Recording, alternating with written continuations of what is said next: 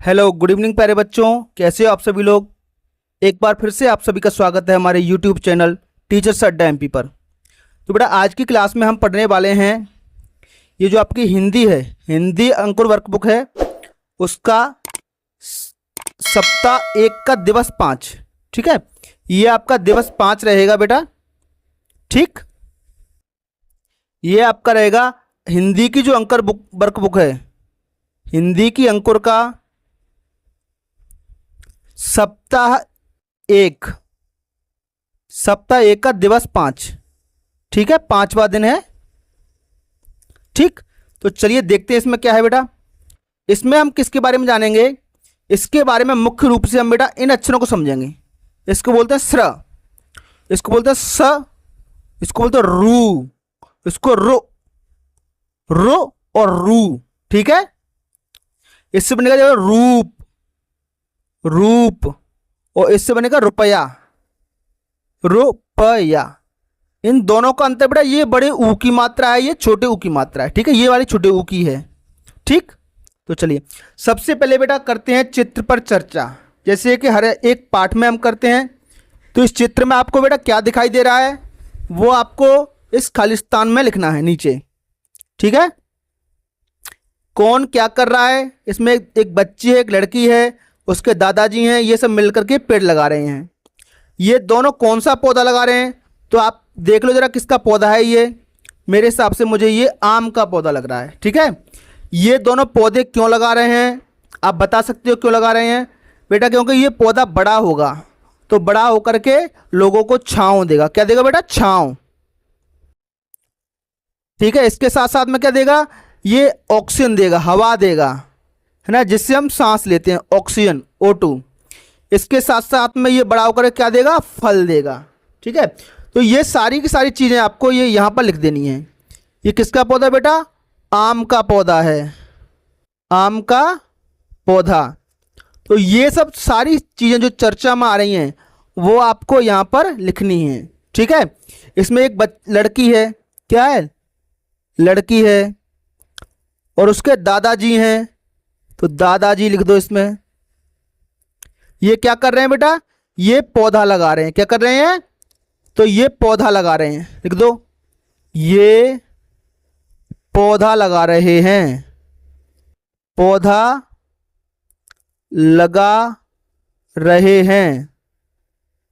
तो ये सारी चीजें बेटा आपको यहां पर लिख देनी है। दादाजी चश्मा भी पहने हैं तो चश्मा लिख दो आप शब्द। जो जो आपको दिख रहा है, हरे पेड़ दिख रहे हैं आपको तो हरे पेड़ लिख दो। बादल दिख रहा है, बादल या आसमान, तो बादल या आसमान लिख दो। पानी की केतली दिख रही है आपको ये यहाँ पर, तो आप लिख सकते हो पानी की केतली या मग, उसको मग बोलते हैं। ठीक, तो जो जो चीज़ें इसमें आ रही हैं, मिट्टी दिख रही है आपको, मिट्टी, तो मिट्टी लिख दीजिए आप।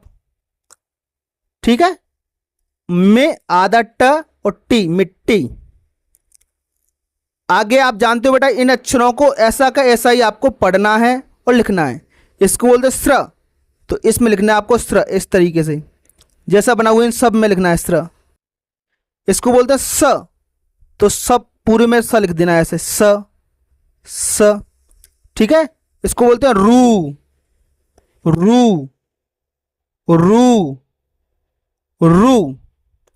और रुपया और रुपेश, इनको आपको अच्छे से भर देना है। ठीक है बेटा, क्योंकि हर एक कक्षा में, क्लास में, हर एक वीडियो में हम आपको बता रहे हैं, सब में बिल्कुल ऐसा कैसा ही आ रहा है। ठीक है, चलिए ये भी आप जानते हो क्या करना है इसमें, आपको इनको मिला करके लिखना है। जो श्रवण, तो ये श्रवण बन गया। इसको मिला दो, मिश्रण, तो लिख दो यहाँ मिश्रण, में श्रण। आई होप बेटा अगर आपने मेरे सारे वीडियो देखे हैं इससे पहले वाले तो ये आप पूरा भर लोगे। फिर भी कोई दिक्कत आए तो आप मुझे कमेंट बॉक्स में बता सकते हो। यहां पर भी आप कर लोगे बेटा। यहां पर क्या करना होता है बेटा, इसको पढ़ना है, इन शब्दों को आपको पढ़ना है। ये लिखा है श्रमिक, तो इसमें लिख दो बेटा श्रमिक, श्रमिक। बेटा जो मजदूरी करता है उसको बोलते हैं श्रमिक। अब मैं पढ़ के बता देता हूं बेटा आपको, ऐसा कैसे, यहाँ के इसके नीचे ये लिख देना है मिश्र, ये मिस्त्री, ये श्रीधर, ये मिश्रण। बिल्कुल ऐसा का ऐसा ही लिख देना है। इसको पढ़ते हैं बेटा रुपया, तो लिख देना आपको रुपया। ठीक। इसको रूपवान, रूखा, रूठना, रुचिकर ये छोटे ऊ की मात्रा है, रुधिर ये छोटे ऊ की मात्रा है, रुष्ट छोटे ऊ की मात्रा है, पुरुष छोटे ऊ की मात्रा है। तो इस वाली लाइन में बेटा बड़े ऊ की मात्रा है, इस वाली लाइन में छोटे ऊ की मात्रा है। ठीक है। चलिए, अगर आप सारे वीडियो देखते हो तो ये वाले वीडियो आप जो देख रहे हो इसके खालिस्तान आराम से भर लोगे। चलिए, अब कुछ वाक्य बेटा आपके सामने, इनको पढ़ना है और खालिस्तान भरने हैं। भवन का निर्माण कर रहे हैं। अब भवन का निर्माण कौन करता है बेटा? मजदूर। तो मजदूर को हम कहते हैं श्रमिक। तो यहाँ पर आप क्या भर दोगे? श्रमिक। इस खालिस्तान में भर दोगे श्रमिक, या तो आप टिक कर दो और या पूरा ऐसे भर दो श्रमिक। दूसरा प्रश्न है बेटा, भारत की मुद्रा। बेटा मुद्रा मतलब जिस तरीके के पैसे चलते हैं जिस देश में, उसको हम कहते हैं मुद्रा। क्या कहते हैं बेटा? मुद्रा। अब भारत में जो पैसे चलते हैं उसको बोलते हैं रुपया। क्या बोलते हैं? तो ये वाला रुपया इसमें भर देना आप। ये जो डॉलर है बेटा ये भारत में नहीं चलता, ये अमेरिका में चलता है। कहाँ चलता है बेटा? अमेरिका। जैसे भारत हमारा देश है वैसे ही अमेरिका या लंदन वगैरह ये अलग अलग देशों में अलग अलग मुद्रा चलती है। 3 नंबर में, चोट लगने पर उसके हाथ से। बेटा चोट लगेगी तो आपके हाथ से क्या बहेगा बता मुझे? बेटा जल तो बह नहीं सकता, तो क्या भर देंगे? रुधिर। रुधिर का मतलब होता है बेटा खून, है ना? खून को हम रुधिर कहते हैं और रक्त भी कहते हैं, याद रहेगा आपको बेटा। तो खून बहता है तो खून को हम रुधिर कहते हैं, तो यहां भर दोगे आप रुधिर। अब कुछ बेटा शब्द आपको दिए गए हैं श्रम। अब श्रम को, इस शब्द को लेकर के हमें एक वाक्य बनाना है ना? वाक्य मतलब पूरा वाक्य लिखना है जिसमें श्रम शब्द आ जाए। तो जैसे हमें श्रम करना चाहिए, एक वाक्य बनाता हूं मैं, हमें श्रम मतलब मजदूरी, तो हमें श्रम करना चाहिए।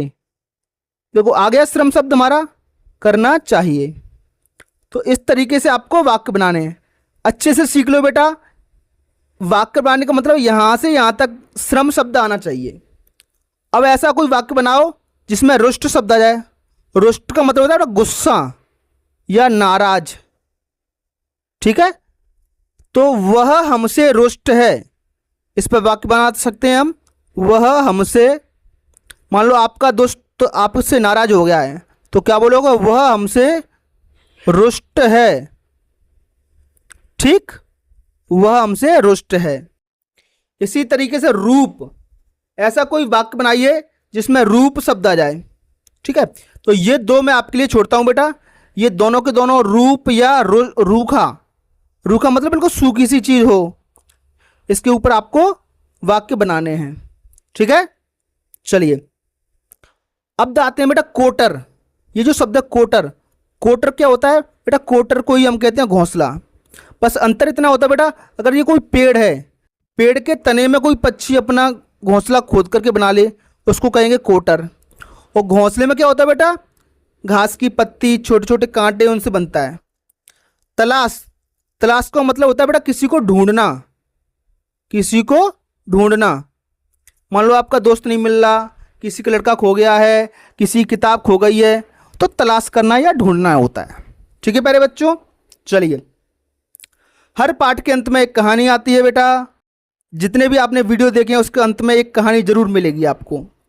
तो चलिए आज की जो कहानी है बेटा वो है कोयल और सांप की कहानी। किसी ने पढ़ी है बेटा? नहीं पढ़ी तो मैं आपको सुनाता हूं। कोयल और सांप, ये बेटा कहानी का नाम है जिसको हम कहते हैं शीर्षक। ठीक है प्यारे बच्चों, इसको कहेंगे शीर्षक या कहानी का नाम।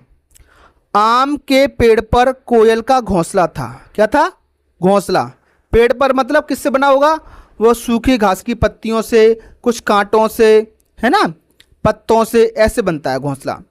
उसी पेड़ की कोटर में, कोटर मतलब पेड़ के तने में छेद में, सांप भी रहता था। कौन रहता था? सांप।